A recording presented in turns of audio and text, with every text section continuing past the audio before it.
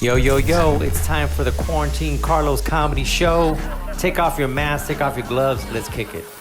Tonight's guests, they're very funny and unique. Jammin, Jay, Lamont, and on top of that, we got the king of the one-liners, the very hilarious Scott Wood is in the house. Yo, yo, yo, it's Quarantine Qarlos Comedy Show time. Now this week, I got Jammin, Jay, Lamont, and Scott Wood. Two cats have been in the game for a long time. And let me keep it real for you people out there, because people think like, well, unless I see these dudes on TV every day and they're like comics they've been doing comedy for decades. Yeah, there's a lot of us that have been on the grind. We're the real deal, okay? Some of the funniest cats I've ever met on the real, I've never even seen them have it. You guys both know guys that never had a TV spot and they're just like insanely funny because some guys are on the grind. They're just comics. So now you guys are both have, the most distinct styles. Scott has a crazy, people say I have energy on stage. Get out of here. Scott has mad energy on stage. And Jammin, you're completely different than any comic I know because of your talent with music. If people don't know Jammin, J. Lamont, Google, what's your info so they can go Google you? Like, because you don't have time to do the billion songs that I know you can do. Oh yeah, they could just Google me, J. Lamont, because even though I go by Jammin, J. Lamont, but they could just go Google J. Lamont because I'm a musician, also, songwriter. I sung in a band at one time, so I do it all, man. And so I incorporated all that in comedy. When I first got into comedy, I said I'll just put all that together in one basket. Yes, and now, the best way to find him is just Google Scott Wood. Now, Scott, check this out. Knew it. I remember the first time I think I met Scott. Well, I know distinctly, we did a big showcase in the Belly Room at the Comedy Store, and it was like a ton of us auditioning for. It was good. We did. It was a great show, and but it was like when I was starting, so it was such a big deal to get those spots. And Scott and I have always ran into each other over the years. We got to do a lot of shows together, but then we started traveling, so we didn't get as much time to hang out like we would. But Scott is not just a comic, but also a writer, television producer, and he's got a show going on now that you can. Can you actually? I know that we'll leave. I'll let you say that towards the end because I know that it's in the works. So I don't want to put too much out there. But one thing I want to ask you guys straight up, because we've been in this game for like a long time. I'm going to hit you straight up with this one, okay? Now looking back at we've had really great long careers here, and we're still on that grind. What really is a career highlight? Then I'm going to get to the second part. What do you consider now looking back? Like, what was whether it was when you just started, whether it was your big break or something that you just look back to go, wow, that was an unbelievable highlight in your career. I mean, I can tell you mine. I'll tell you. I thought it was when I did the Tonight Show, right? But looking back now, it's actually when I did the Apollo. I think that to me was bananas. I didn't have my goatee, and I'm like super light, so like they didn't know I was Puerto Rican, right? When did you do the Apollo, Qarlos? When did you do it? Oh, it was back in the day, dude, in the 90s, man. And so I go. Who's oh my goodness, I can't believe I forgot her name. She was the lead singer for the Fugees. I love the Fugees. Oh, Lauryn Hill. Lauryn Hill. So Lauryn Hill was a young Lauryn Hill, and like an idiot, I didn't take a picture because I was like, oh man, stupid. Anyway, so that to me that was probably a big, because I remember I said if the first joke kills, I'm in, yo, because I'm from New York. I know these, but they can't, by looking at my face, and tell you, bro, I was like clean shit out of the Air Force. So that to me was probably a big, because looking back, like, wow, I really did the Apollo, like, and killed it, yo. I have it on VHS. How about that? So so what was your, like, you look back, you said, man, that was a pretty great moment. You go, Scott. For me, it was gosh, it's a lot of, like you guys know, it's a lot of great different moments. I don't know if I can, I had the chance to do BET, and I've been one of the few white guys on there, and that was a great show for Comic View. But then, just opening up for legends my whole life with Debbie Reynolds and Chubby Checker and Donna Summer. And Wow. I've opened up for Donna Summer. Oh yeah, Wow. Brooks and Dunn and Frankie Avalon, and gosh, the list goes on. And I mean, those were really fun shows. I like the big fun theater shows. And again, there was a few, I got to do a sitcom that went nowhere. My best years are behind me. But I know they just showed my biography on the History Channel. But Stop it. It's a lot of between us we got like 100 years, like 30 years each doing this. But yeah, it's a lot of nice, Qarlos. It's a lot of those. I don't know if I can narrow it down to one, because I've had so many, where you're really excited about, I'm doing this BET thing, or I get a chance to or how about this? How about the pivotal moment where, Scott, you thought like, okay, I'm a real professional comic now? Was it the first time you got paid? Like you actually got paid? Yeah. I remember the first time that I got big money for a show, and I left. It was at the Bakersfield, the Fox Theater. Is that it? Fox Theater? Yeah. Okay, so I did a show up there, and it was the first time I had made like it was a good amount of coin for a show. I think it was like $1,000. Like, wow, it was big for me. That was big back then. Right. I left. I had a good time. I was just so happy that I did it. Anyway, I drove already, like I was 45, 50 miles into my drive. I forgot to get the money because I was so into just that I did the show. And I turned around, the guy says, he goes, oh yeah, I was like wondering. Anyway, that's how excited I was that it was all about the show. Yeah. That I drove away. And so I remember that. I was like, wow, it so floored me. But everyone has that. I'm sure, Scott, it was probably something that it's always that one moment, maybe even your first set, right? I remember the first time that I was at the Laugh Factory and I got to the light to 20 minutes. I was like, I made it to the light, because I didn't have that much time. I used to fake it.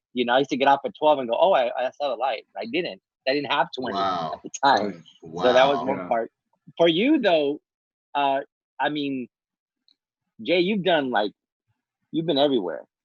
You know what? I forgot to mention, Qarlos. I think what a lot of people don't know, before I got into comedy, like I said, I was in an R&B group. I was the lead singer of a group, which was formed right out of college. These were my classmates. And I was also a disc jockey. I did radio because I studied radio broadcasting in college. But in between, I would always, I always had this thing for wanting to make people laugh, and I would impersonate people, because that was from, that came from growing up listening to singers and all of that. Just like Scott. Scott is an excellent impersonator. Oh, yeah. Impressionist. I mean, when I would listen to him, I'm like, oh my God.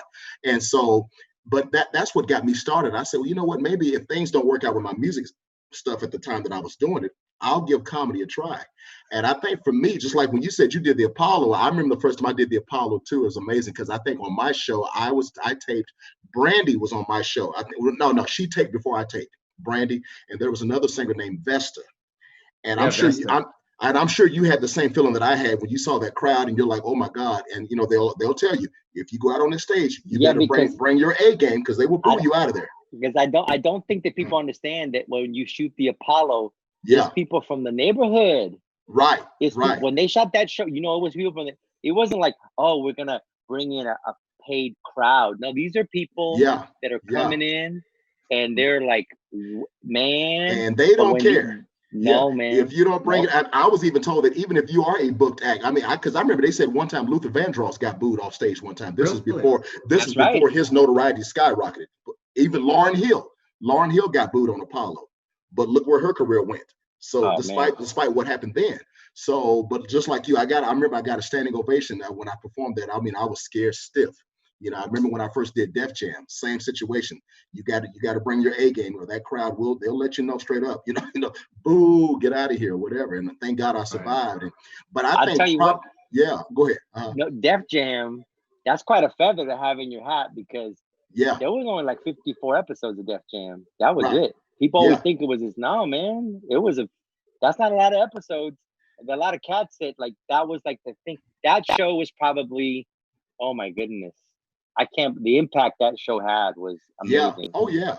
And like I said, like you were saying, my show is a little bit different because I mix jokes in between with musical parodies and everything like that. And naturally, it's not what they expected. So of course they were looking at me like, who is this dude?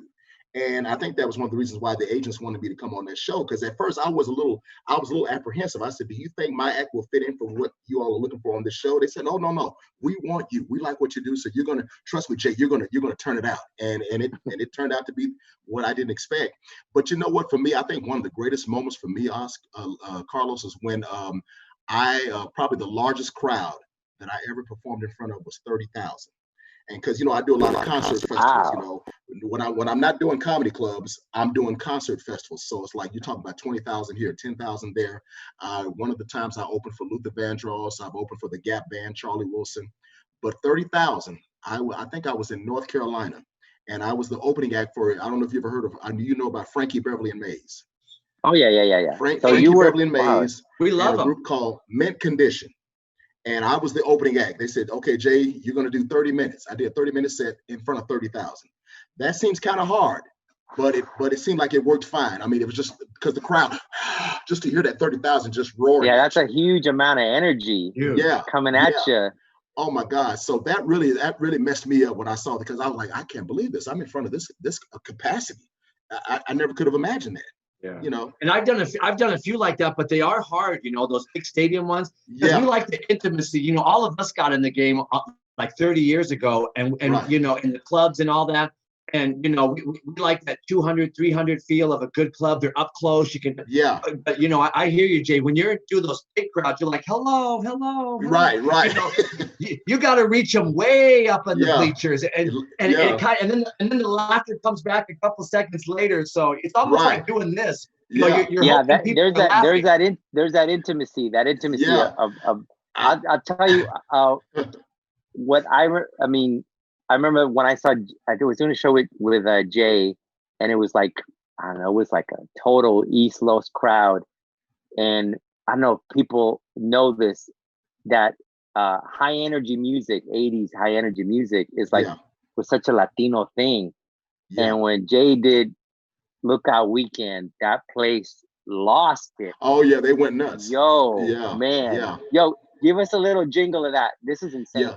But see, like you're saying, like when I did that 30,000 crowd, I mean, when it got to where I was doing musical stuff, the beats over the microphone, that's really what got them reacting. Oh, that's what yeah.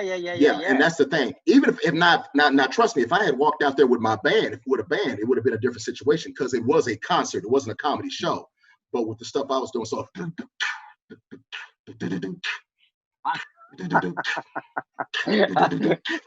people lose it when you do that. I was like, because it's such a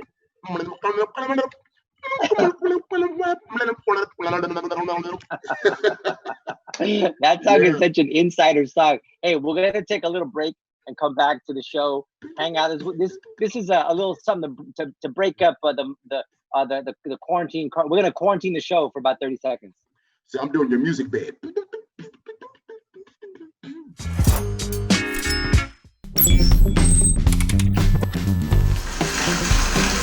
I'm just tripping out on the news. Michael Jackson marries Lisa Marie Presley, Elvis Presley's daughter, right? And Elvis was like king in the South. So they went to the South to ask these good old boys what they think about the marriage. Like, so what do you guys think about the marriage?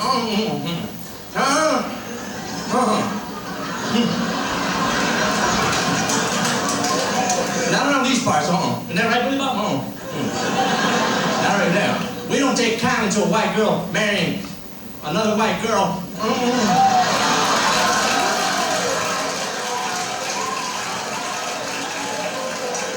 Shabba be like, Lamont, Bonnet. I love you, you love me. We are one big family. We be pocket they can trouble up, call up on the top. People go say get people up, people call up people. Bishop a lady, people live, people kill it up. Bishop a love it, people call up in a Shabba. Anything we do, we'll always sell. You know I ain't lying. Stupid smartphone. I tell the phone, find me the cheapest gas. It gave me 3 Taco Bells.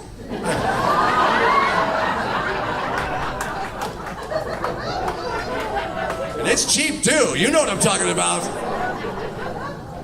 I don't like those phones. because we rely on them too much, man, all the time. I'm pulled over to the side of the road because I have a dead battery, so I'm on my phone, right? Thinking it's gonna help me. I'm like, call AAA. Calling Chipotle. No, not Chipotle. I said, then I thought for a minute, I go, I'm kind of hungry, I'll be honest with you.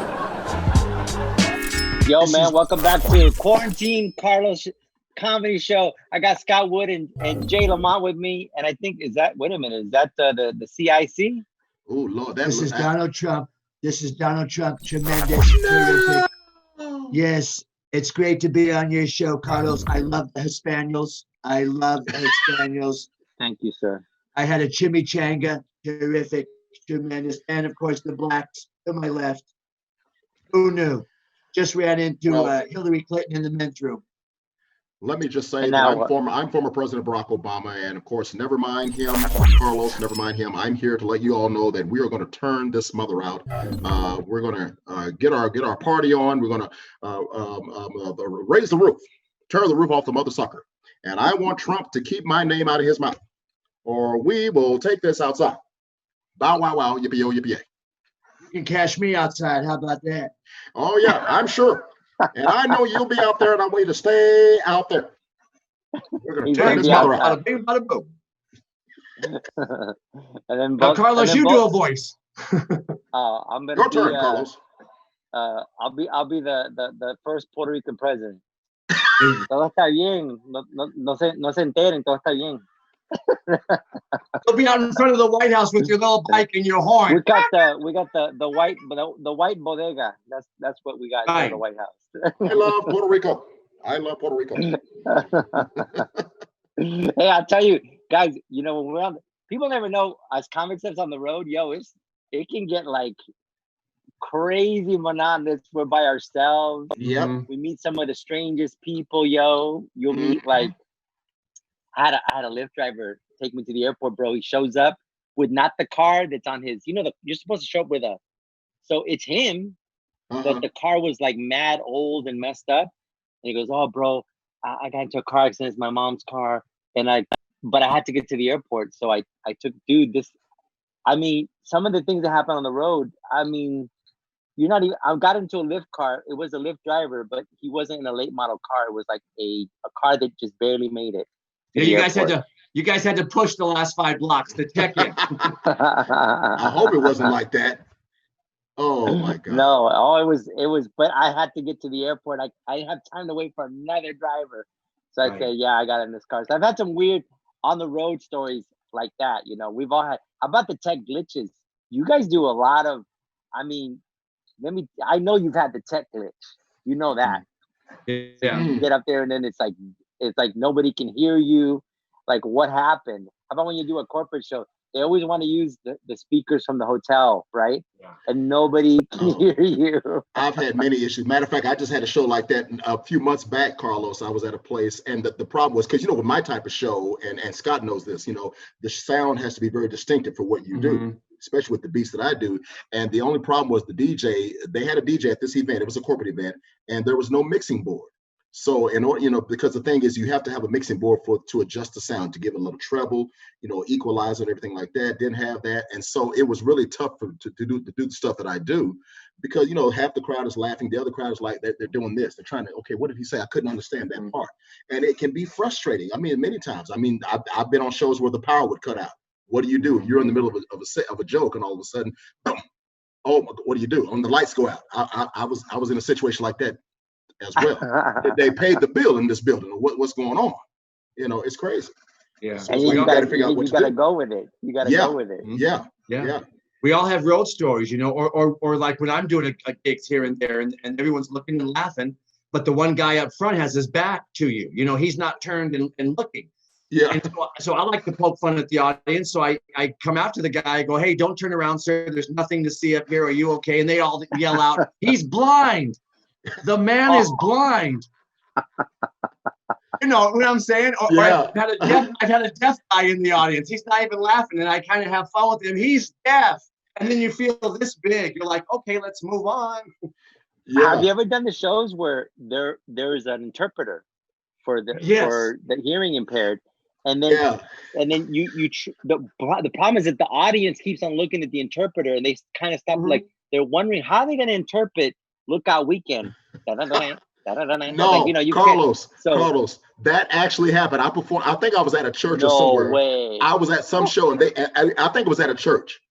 We did a comedy show at a church, and it was so funny because some of the people that walked up to me afterwards, they said, man, we were laughing because they were looking at the interpreter.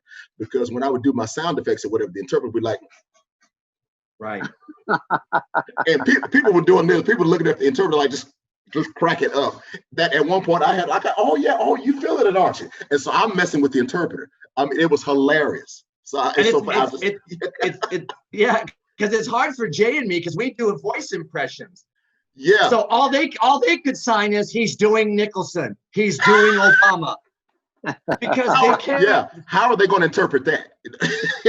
They could try, right? He's doing De Niro. I think it was a lady too, because she was just doing this, and I mean, it was funny. It was funny. Oh yeah, it was some. Okay, I'm gonna ask you guys a question. I don't want to go hardcore, but we've all been in show business. Mm-hmm. It's a lot of like I don't know, it's like kismet for things to to kind of all come together. So we all got that one story where like, just by this much. I'll tell you what, back in the day, I was up for a sitcom. It was like 4th or 5th pilot I'd been on. I'd done some, and they don't go. But this was like, it looked really good. You know, when you already signed the deal, like it's signed. They only have like a 36-hour window, I think, something like that, to undo it, like a 48-hour window. And it fell apart within those 48 hours. I signed the deal, a show for NBC, and then the lead actor, which I believe was Tony Pena, was playing the father. But then at the last minute, they got Cheech Marin, and the other actor that was also on hold. It just was a better chemistry with them two. Like it was a better chemistry with me and Tony Pena. And so that was like, so, and it was a show that was like it had already a pickup. So that was my looking back like this close. But I've had a lot of, I've done a lot of stuff like pilot wise, and then, so when people look like every time I see somebody with a show, well, maybe not now because like everybody, but back in the day, it was like winning the lotto to get on. Right. I mean, everything had to go right. The right showrunner. It had to be space on the shelf.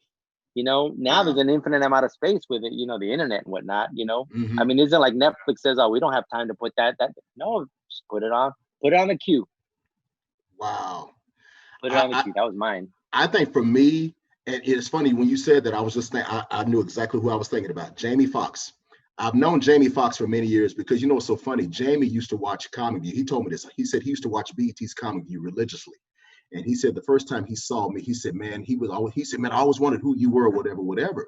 Now, I don't know if you all know this, but Jamie was trying to develop a pilot for this new show after he did the Jamie Foxx show. And it was going to be like a sketch comedy show. And he wanted me to be on the show. And I remember I got the call and they said, how quick can you make, because I wasn't living in Los Angeles at the time. I would think I was on my way to moving here. And it was so funny. We're driving on Interstate 10. And I think I was just outside of Phoenix. My manager calls, where are you? And I said, I'm right outside of Phoenix. Okay, look here, I'm trying to get a flight for you to get you to the Phoenix airport. We got to get you to Burbank. They want you at the studio now. They're going to be getting ready to shoot this pilot for Jamie's show. Jamie wants you there now. So somehow they got me a flight in Phoenix because my friend who was driving, I said, look, let's speed up. Come on, drive fast. Get me to the airport now. Flew to Burbank at Warner Brothers Studios, went in, and I'm walking in. I'm like, oh, wow. I'm looking over this way. I see Tyra Banks because she was going to be cast on the show. I look this way and I see somebody else, and it was so amazing. The sad thing about it was, even though it was a great moment, the show never jumped off because nobody wanted to pick it up. Because Jamie, they tried to sell it to certain networks, but they didn't want it. But we shot the pilot in the studio in front of a studio audience. I did my little master mix. The crowd went nuts. So Jamie wanted to do the sketch where he wanted to have me as a human radio. So he would come out. I'm the jukebox, and he would just. So he's like, I want you to do like the radio station. 20 minutes after the hour. I'm swimming last year. Cloudy skies, clear divide, 20% check. And I think I did Lookout Weekend. I think I did that. Yeah, but it was so much fun. I said, man, I hope this show jumps off, but it never did. But hey, like you said, There's a lot. I There's a lot of processed that stories moment. like that. Yeah, There's a I lot of just stories like processed that. that moment. Yeah. And I just Tyra saw Banks hugged me. But and you know what? The Tyra Banks allegation, I never believed her. I believed you. I never believed her. Oh, she hugged me. That was it. I could go home. She hugged. Yes. So there you go. Mm-hmm. And it was the same for me. We shot a sitcom pilot based on my life, you know, and we shot the whole thing and shopped it around, and it was really good. And Mark Christopher Lawrence was on it, and Simone Cook. I know him. Yeah. He was and then Simone Cook, and Simone Cook was on big time. Yeah. Yeah, so I played the comedy writer with my black wife. It was based on my life as a comedy writer, and with the black wife and her mom, my mother-in-law who was living with us. So it was really funny, and we had Simone Cook, who's on the new CBS hit series All Rise. She plays the judge, so she played my wife. So she played my wife. Her. I love that show. Well, she played my wife Yanni. I played myself. We had a half-hour sitcom, My Life in Punchline. Are you serious? Oh wow! And it just, once again, real close, but it didn't get picked up. So that's again my entire career. It happens. I did a pilot for the WB back in the day, and that was a stretch. I was on the show. I was playing a Puerto Rican comic from New York. Anyway, so what a stretch! Such a stretch. That sounds familiar. So I really stretched my acting muscles, and so we were on hold for 6 months because it was between us and something called. Do you remember a show called Something's Creek for the WB? Dawson's Creek. Dawson's Creek. Yeah, I remember. Okay, so it was between like which show was gonna get picked up. It was there, and so they kept us on. They kept us for like 6 months from June to December that you're saying. We don't know it was going to be shot in Vancouver. We shot the pilot. I still have that too. That's an hour-long pilot. And, my God. Yeah, that's another VHSer. But Qarlos, I have to say to Scott, I don't know. I didn't tell Scott this. I saw Qarlos on TV the other night. I was watching, and I remember I told you. And you know what? I used to watch. Do you remember Living Single, Scott? Living Single. Mm-hmm. Kim Coles, John Hinton, and there's Qarlos. I see Qarlos Oscar. What? This was an episode where Max and Kyle went to a concert, and they were disturbed because they were having problems in their relationship. So they're disturbing everybody while Brian McKnight is performing. And Qarlos is one of the security that comes out and kicks them out. I said, wait a minute, that's Qarlos. Oh my God. I know that. I know you had a lot of fun doing that because you haven't changed, man. That was one of my first acting gigs, because at one point, I came from that acting world. And then I kind of, I started doing stand-up to get an agent, as I was saying in one of this last episode. And I just started getting, just had a natural, whatever they call it, you have a facility towards doing stand-up. And then I was like, so I just did more of that. And then we're out of town. And if we're out of town, it's hard to get the acting gigs. Right. And then that's, people don't understand that. It's like, once you're out of town, it's like you're in this zone where you're on the road and you don't really have time to audition. It's a whole nother thing. Right. Listen, I'm going to take another quick break. We're going to come back and wrap it up with these cats. All right? Bring us out, son. Yeah. I saw Qarlos on Cops. I saw you on Cops, Qarlos. Hey, I made Parole, so be quiet. Scott, you're so stupid. Make money renting space at your own house. It's called holdmystuff.com. Holdmystuff.com. Let me give you an inkling. Somebody says, I don't have room for my spoons. They come to your house and check this out. People will pay you to hold their spoons. I charge $4.99 a month for each spoon. Believe it or not, someone didn't have enough room to hold a little Yankee cap in their house. They took it to mine. I'm holding it for them. That's right, I charge $8.99 a month, and you can too. Don't have enough room at your house to store some old DVDs? Go to Hold My Stuff. That's right, bring it to my house. I charge 99 cents a month for each DVD. I have 18,000 DVDs as it is right now in my garage. Hold My Stuff, you can store anything. Someone came to my house the other day, they didn't have room to store their coffee grounds at their house. I go, coffee grounds? I said, all right, I'll do the trick. Check this out. I'm charging the guy $18 a month to hold his coffee grounds. And it's just the beginning. Someone didn't have room to store their pool at their house. I said, well, bring it on by. Check that out. So go to Hold My Stuff. Go to holdmystuff.com today. That's holdmystuff.com today and get your free account. And if you put the code word Qarlos, it's even more free. All right, welcome back to Quarantine Qarlos and my comedy buds. I got Jay Lamont, Scott Wood, and the Hizzy. All right, here's the deal. Have you ever heard this adage? It says, never meet your heroes. You ever heard that adage? Because you're going to get, okay, I'm going to tell you, you don't have to say the person's name. I want to be clear on this. You do not have to mention the person's names. But have you ran into someone that you admired, whether it be an athlete, an actor, a singer, and yo, man, it was very disappointing. I'm going to tell you my story. This is for real, okay? This is back in the day. And I had a friend hook me up to go to the I don't even going to mention the comedy club.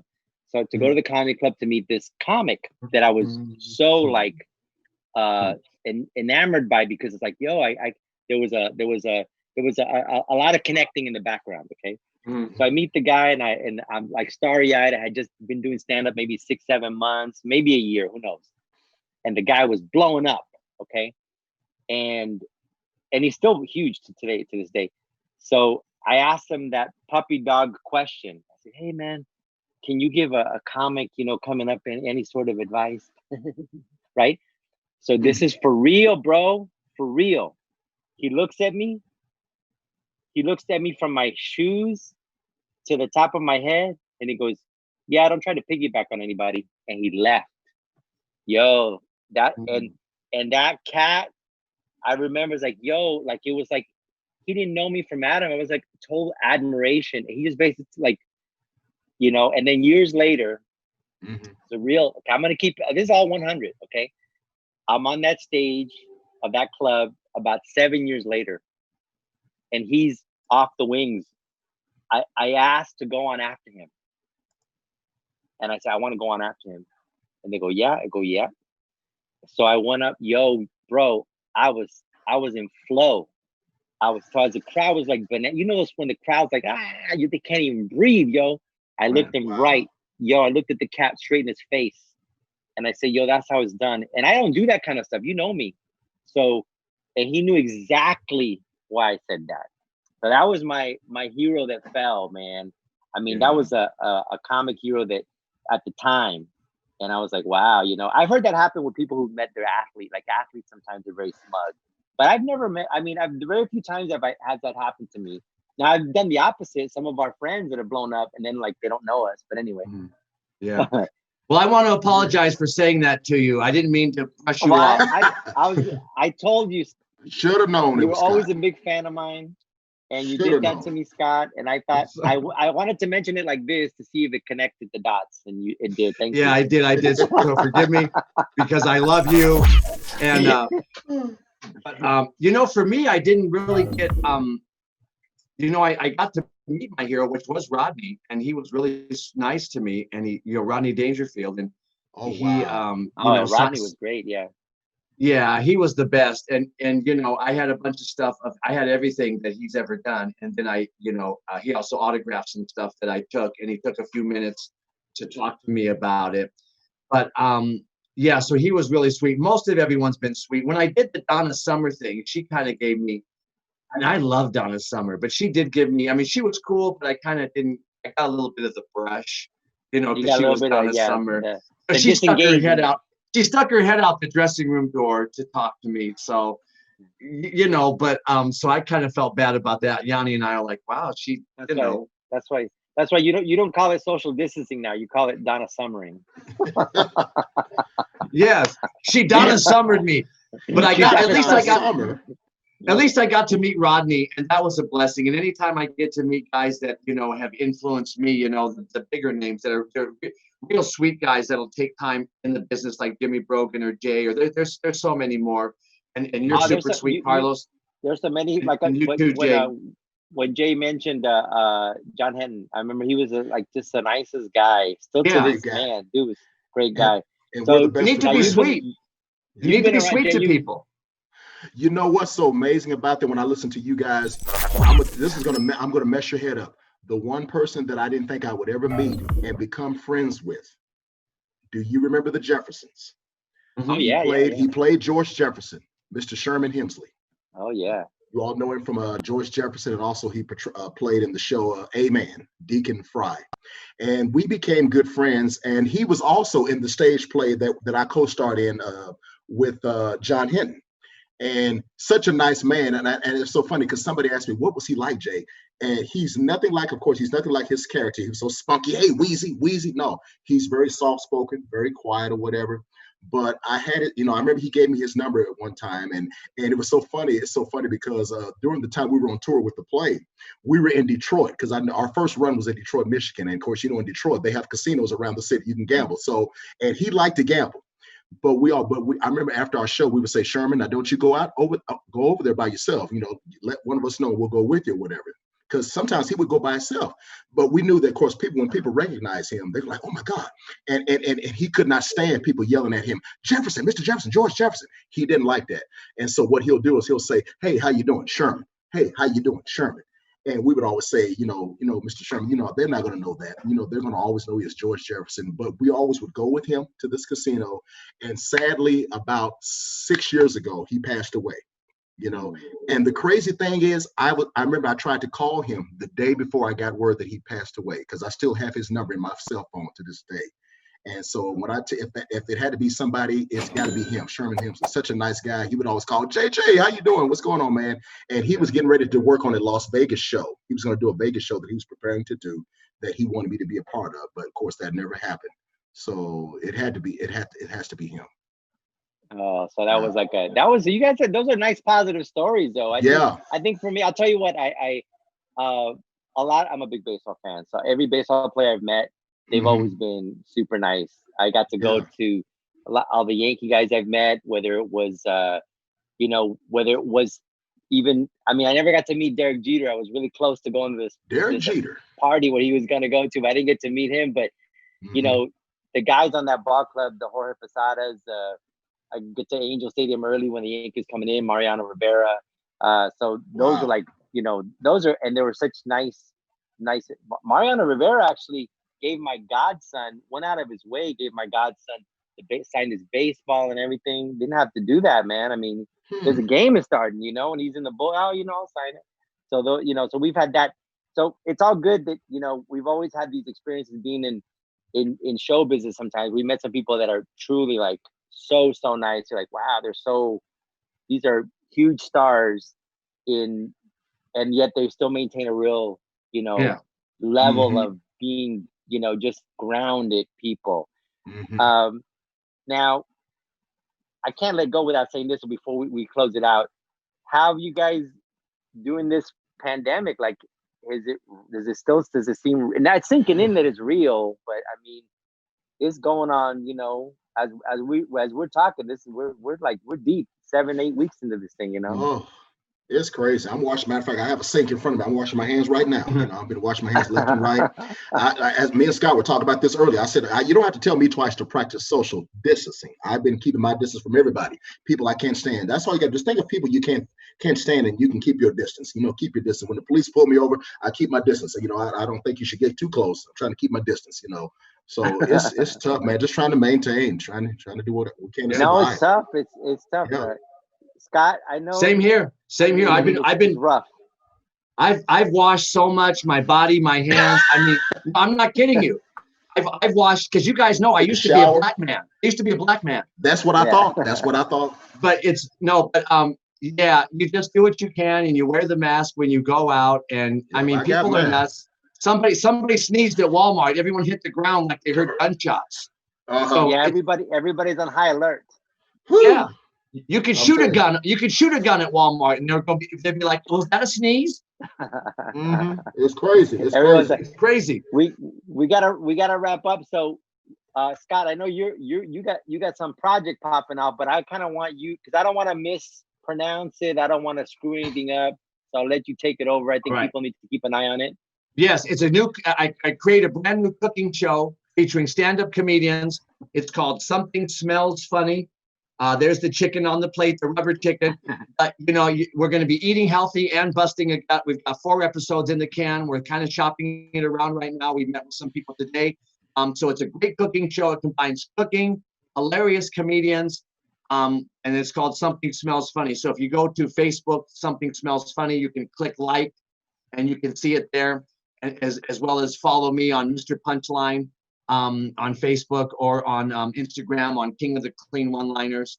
And you can find all my stuff there, and that's it. So it's a cooking show with comedians. So we're when we come out of this, I think is people want to laugh more and eat better, and so it's a great show that we're really excited about, and you gotta tune in. People, we're gonna have Jay on and Qarlos, and we've got some great comics coming on, and so be looking for that. I got a recipe hooked up for you. I'm ready to go. And click the banner below and give generously. But you can send money all of our ways. We need cash. Yes. And we take Zelle, PayPal. You can carrier pigeon me. I don't really care anymore at this point. Wrap a 20 around a brick and throw it through my window. I'm in. Oh man. Now, Jay, I know you got a DVD also as well. Yes. Yeah. Well, first I want to say thank you, Qarlos, for having me to be a part of the show, and thank you. Along with Scott. Good to see Scott. Basically, I've just been doing a lot of interviews, online for everybody. I think this is pretty much where it is right now, since we can't perform anywhere. Yeah. And man, and by the grace of God, I want to thank God that there are so many great friends out there and fans who have reached out to me. And Scott, you know how this is. You all know how this works. I've had people hit me up. Hey man, how can we help you out? Because I know you're going through it. So people have been sending me money and stuff like that. I appreciate it. But I have a website. You can get my latest comedy DVD along with this is my R&B CD as well. Even though my music is streaming online, but you can get a hard copy if you get the DVD. It's on my website, thejaylamont.com, TheJayLamont. Now, if you're not able to get this, you can just send me something. You can send me if all you have is $1,000, $1, you can just send that to me on Cash App. Cash App. Can I give them a Cash App? Is that okay? Yeah, all good, man. If you want to just send me $1 to Cash App, $ human iPod, because that's what they call me.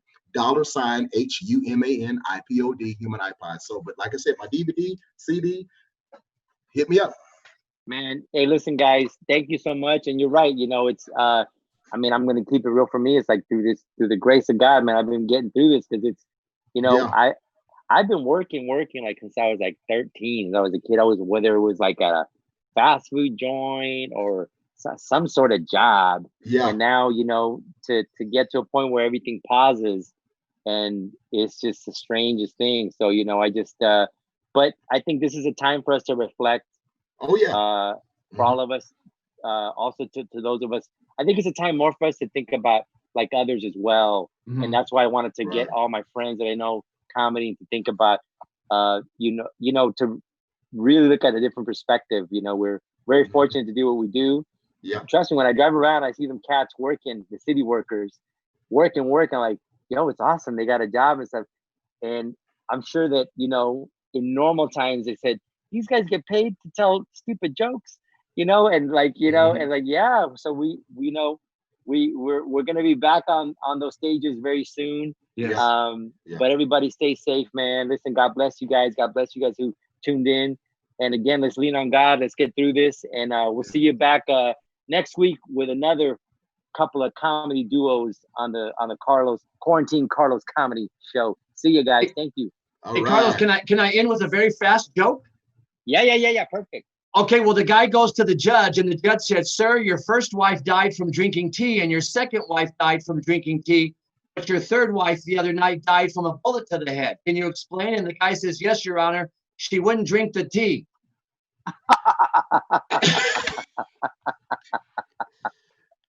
Well, we all gotta. I'll give you.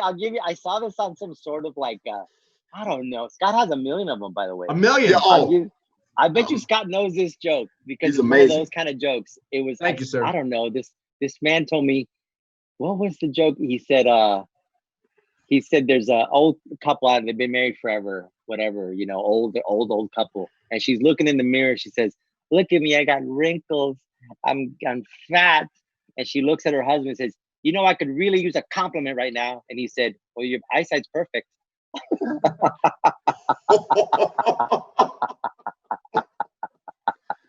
Oh my God.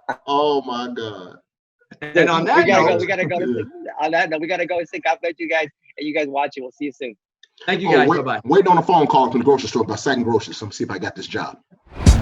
Thank you for joining us on Quarantine Qarlos Comedy. We'll be back with more stories, more comics. You can always tip jar us at Venmo or Cash App, and we'll be back with way more banana stories on the next one. Okay, you guys gotta pay close attention. This is a horrible story.